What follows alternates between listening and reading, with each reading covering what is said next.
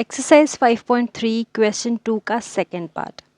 इसमें फाइंड करना है हमको, find the sum given below. जो आपको प्रोग्रेशन दे रखी है उसका सम निकालना है, ठीक है। तो अब यहाँ प्रोग्रेशन में देखिए फर्स्ट टर्म दे रखी है 34, सेकेंड है 32, फिर 30, ऐसे डिक्रीज होते हुए टर्म कहाँ तक जा रही है, 10 तक जा रही है। इसका हमको सम फाइंड करना है। तो हमने सम का फॉर्मूला लिख लिया, s is equals to n upon two a plus n minus one into d. अब हमने क्या किया, सारी वैल्यूज़ पुट कर रहा है यहाँ पर। तो a की वैल्यू हो गई 34, फिर d हो गया 32 माइनस 34 दैट इज़ -2, ठीक है। तो यहाँ देखो n हमको मिसिंग है, तो फिर कैसे फाइंड करेंगे। तो सबसे पहले हमको क्या समझ में आया कि n फाइंड करना पड़ेगा, और n फाइंड करने के लिए हम nth टर्म वाला फॉर्मूला यूज़ करेंगे।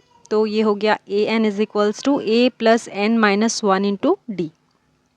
अब लास्ट टर्म हमारी है 10, तो ये हमने लिख दिया 10 equals to 34 that is first term plus n minus one into d. D क्या हो जाएगा, 32 माइनस 34, ये हो गया -2।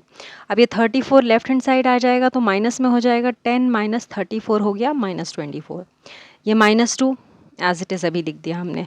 फिर ये जो -2 है इधर मल्टीप्लाई में है, इसलिए इधर लेफ्ट हैंड साइड में डिवाइड में चला जाएगा।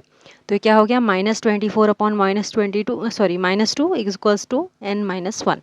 माइनस से माइनस कैंसिल, ये कैंसिल आउट हो गया, क्या हो गया 12। तो n की वैल्यू क्या आ गई यहाँ पर 13।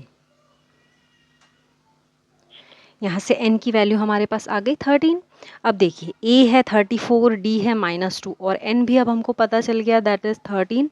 तो हम हमारे सम वाले फॉर्मूले में इसको पुट कर देंगे। सम का फॉर्मूला क्या है, s is equals to n upon two into two a plus n minus one into d, ठीक। ये हो गया n की जगह पे लिख दिया 13, 2 इंटू ए है 34, n माइनस वन मतलब 13 माइनस वन और d है -2। सब कुछ हमने सब्सटीट्यूट कर दिया यहाँ पर। अब 13 तो कैंसिल होगा नहीं 2 से, बिकॉज ऑड नंबर है। यहाँ पे इसका मल्टीप्लाई किया तो हो गया 68। 13 माइनस वन होता है 12 और -2 ये हो गया, ठीक। अब आपने इसका मल्टीप्लाई किया तो हो गया -24। 68 माइनस 24 हो जाएगा 44, ओके। अब ये कैंसिल आउट होके क्या हो गया 22। 13 इंटू 22, अब इसका मल्टीप्लाई हुआ तो 286। तो जो सम आया है हमारे प्रोग्रेशन का वो कितना आया है 286।